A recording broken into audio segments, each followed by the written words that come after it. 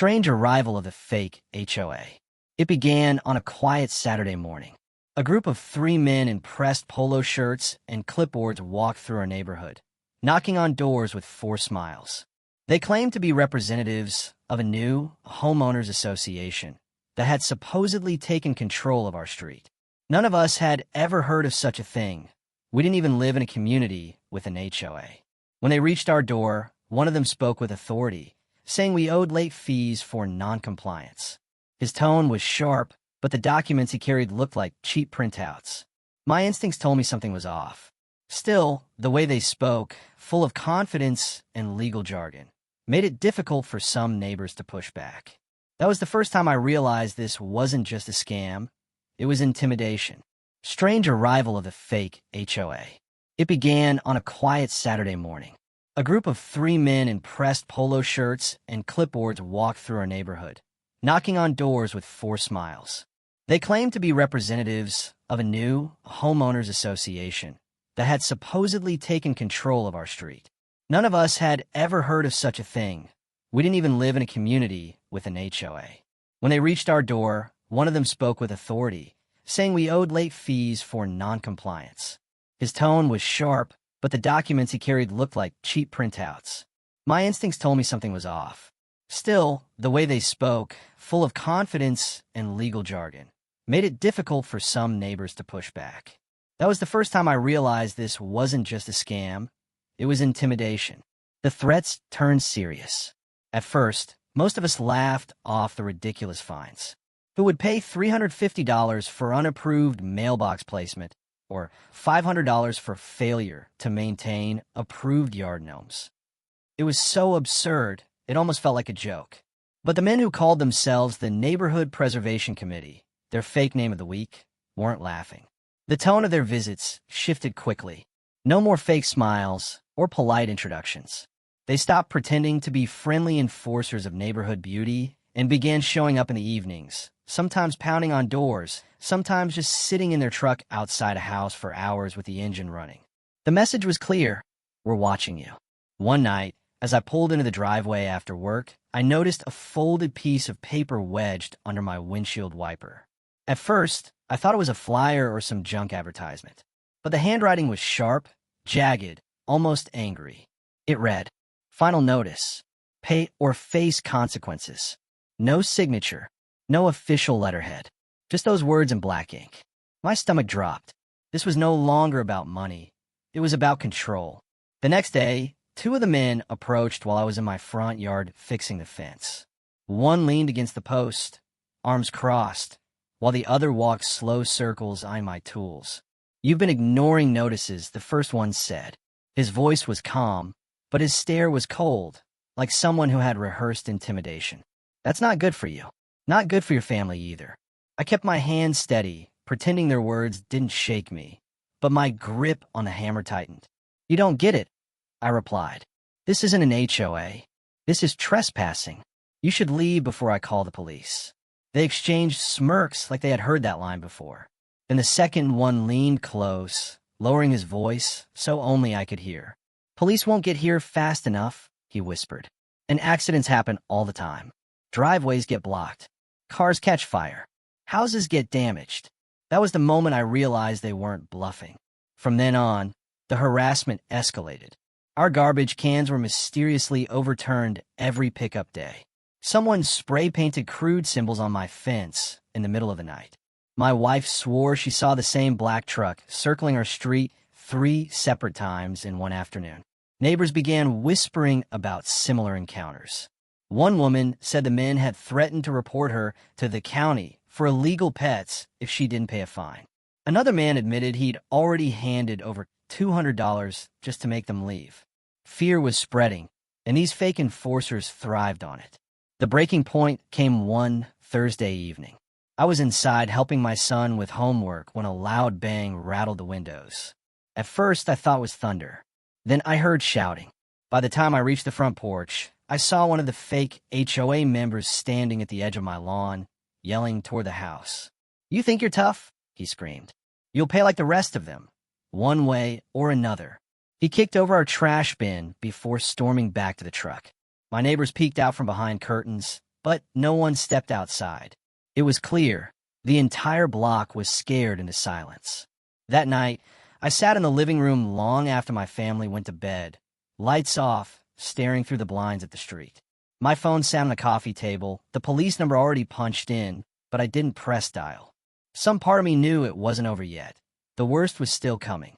And I was right. The night of the garage attack.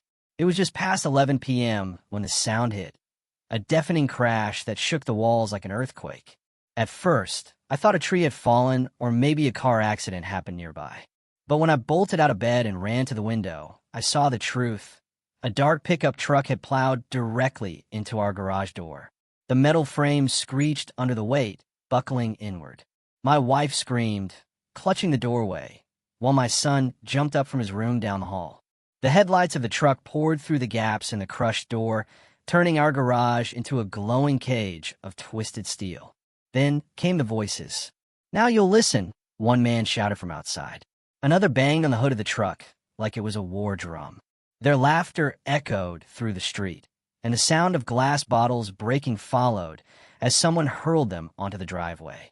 I rushed to the front door, phone in hand, trying to call 911, but my hand was shaking so badly I nearly dropped it.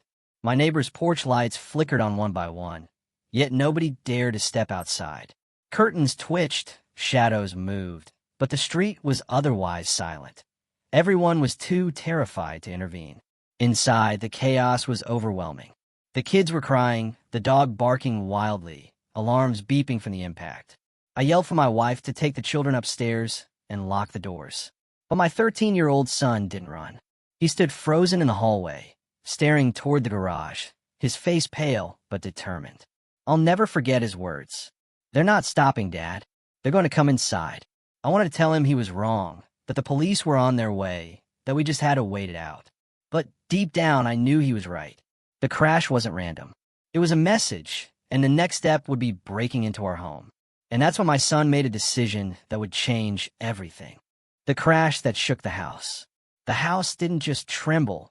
It felt like it had been punched in the chest.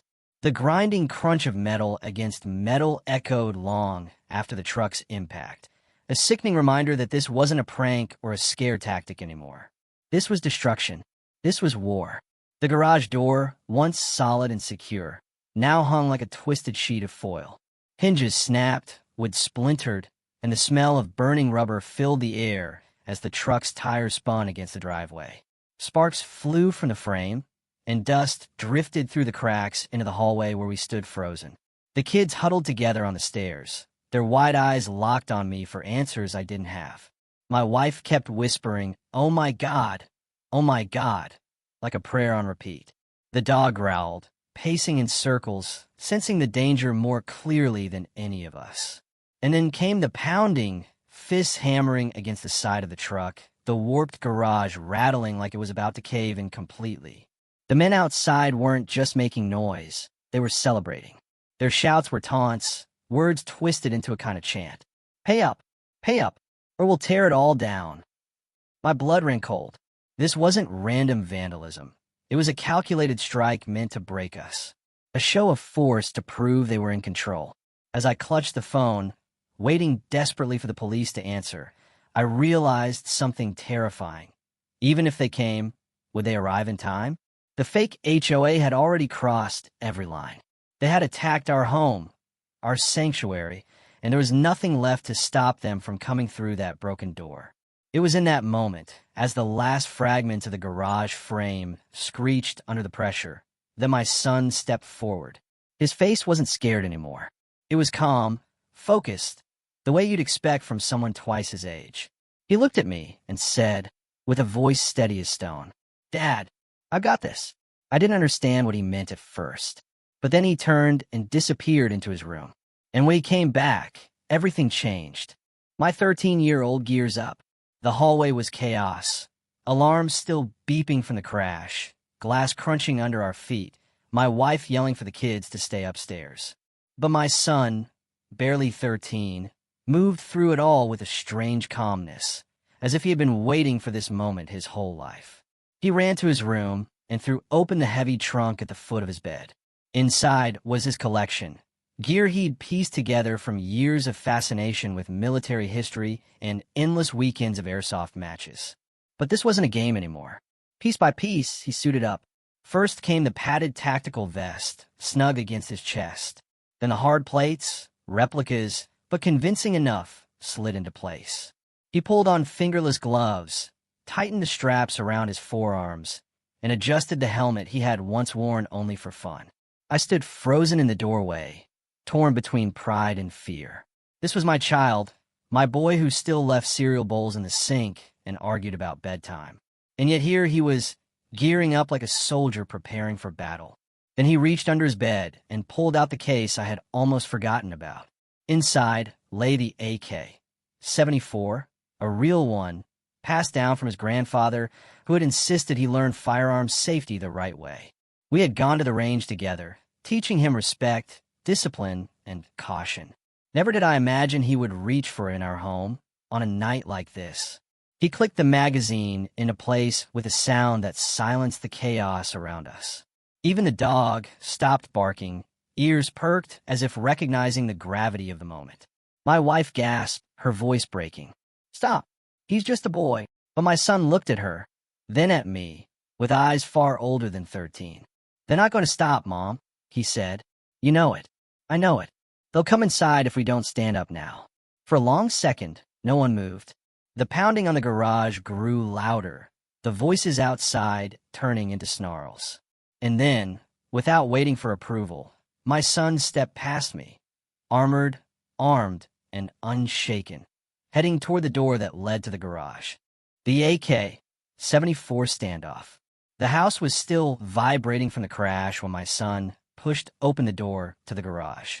A shaft of light from the crushed frame cut across his body, casting long shadows that made him look taller, older, almost unrecognizable. The AK-74 rested firmly in his hands, his armor glinting faintly in the chaos of broken metal and dust. The men outside froze. They had been laughing, pounding the truck hood, chanting their threats, but the second they saw him step into view, everything went silent. The only sound left was the hum of the truck engine and the faint metallic click as my son leveled the rifle. "Back! Away!" His voice didn't shake. It was calm, steady, too steady for a 13-year-old. One of the men spat onto the ground, trying to act unfazed. "You're just a kid. Put that thing down before you hurt yourself." But even he took a step back. Another muttered, "Hell, that's no toy," and pulled his hands up, half defensive, half testing the waters. From behind the broken garage door, I could see my son's stance. Firm, like he'd practiced 100 times. He wasn't aiming to scare. He was prepared to defend. And that terrified them more than anything. "Move the truck," my son ordered. "Now, or the next sound you hear won't be your engine." For a moment, nobody moved. It was a standoff, a child in body armor against grown men who had been terrorizing families for weeks. The air was thick with tension, neighbors peeking from darkened windows, holding their breath. Then, slowly, one of the men slid into the driver's seat. The engine revved, gears grinding, and the truck eased backward, pulling free from the mangled frame of our garage. The others kept their hands raised, muttering curses under their breath. My son didn't lower the rifle until the taillights disappeared at the end of the street. Even then, he held it ready, eyes fixed on the shadows, waiting for them to return. Inside, my wife sobbed with relief. I couldn't speak. I could only stare at him, my son, my boy, who had just stared down grown men and won. The HOA's real identity revealed. The silence after the truck sped away was almost louder than the crash itself. My son lowered the rifle at last, his chest rising and falling with sharp breaths, but his eyes stayed locked on the street as if expecting them to circle back. My wife pulled him into her arms, trembling, while I stood in the wreckage of the garage, trying to make sense of what had just happened. Minutes later, the distant wail of sirens grew louder. Red and blue lights washed over the houses, reflecting off broken glass and twisted metal. Police cruisers screeched to a stop at both ends of the street. Officers spilled out, weapons drawn, shouting commands into the night. Neighbors finally opened their doors, voices buzzing in confusion and fear. I raised my hands quickly, shouting, "They rammed our garage. They're gone now." But they were pretending to be an HOA. The officers exchanged quick looks. It wasn't the first time they had heard something like this. As the scene calmed, a detective approached us, notebook in hand. He listened carefully as I described the weeks of fake notices, threats, and finally the attack. My neighbors began stepping forward too, one by one, admitting they had also been targeted. An elderly man admitted he had paid $300 to the group weeks ago. A young couple said their car tires had been slashed after refusing to comply. The detective finally sighed, snapping his notebook shut. "You've been dealing with a fraud ring. They're not an HOA. They're organized criminals who pose as one. We've been tracking reports across the county." The words hit me like another crash. Fraud ring. Organized criminals. This wasn't just our street. It was bigger, a scam that stretched across neighborhoods, preying on fear and compliance. When I asked what would happen next, the detective's answer was firm. "We'll find them. But tonight? Tonight you did the right thing, standing your ground." He looked at my son, still in armor, rifle now slung across his chest. His expression softened. "And you, kid, you probably saved your family." For the first time in weeks, the fear began to crack, replaced by something else, resolve. The mask had been pulled away. The so-called HOA was nothing but a gang hiding behind clipboards and fake authority. And now the police knew exactly who they were. Police and neighbors joined the scene. By the time the flashing lights settled and the last officer secured the scene, the entire neighborhood had gathered outside. People who had kept their curtains drawn for weeks were suddenly shoulder to shoulder, talking in hushed but urgent voices. Fear had united us, but now something else was starting to take hold. Anger. One of my neighbors, Mrs. Caldwell, a soft-spoken woman in her 70s, stepped forward trembling but determined. "They told me I owed money for planting roses without approval," she admitted. Her voice cracked as tears welled up. "I almost paid them." Others began sharing their stories too. Mr. Rivera revealed that his mailbox had been smashed after he refused to hand over cash. The Wilsons confessed that strange cars had been parked outside their house at night, headlights off, just idling. The police officers listened, taking notes, connecting the dots. It was clear this wasn't just my family's nightmare. It had been happening up and down the block, silently. Everyone had been too scared to speak, too isolated to fight back. Until tonight, as neighbors exchanged details, a shift happened. People weren't whispering anymore. They were speaking louder, supporting one another, pointing out patterns they hadn't noticed before. Fear was being replaced by solidarity. Then the detective addressed us all, standing in the glow of his cruiser's headlights. "These men aren't an HOA," he said firmly. "They're criminals using intimidation to steal your money. But thanks to the bravery shown here tonight, we have the leads we need. They won't be coming back." His words carried weight. Heads nodded, shoulders straightened. For the first time in weeks, I saw confidence returning to my neighbors' faces. My son stood beside me, still in his makeshift armor, the rifle now safely unloaded and handed over for safekeeping. Kids his age shouldn't have to face what he did. But the way the neighbors looked at him, you could tell they saw him differently now. Not just as a boy, but as someone who had stood up when everyone else was too afraid. That night, on a street that had been ruled by fear, something stronger finally took root. Unity. Aftermath. Justice and lessons learned. The next morning, daylight revealed the full extent of the damage. Our garage door looked like it had been folded in half. The driveway littered with broken glass, metal scraps, and tire marks burned into the concrete. It was a battlefield frozen in time. Insurance inspectors came. Repair crews measured the damage. Police officers returned to collect more statements. The street buzzed with activity, but underneath it all was a sense of relief. The storm had passed. Within a week, the so-called HOA was front-page news.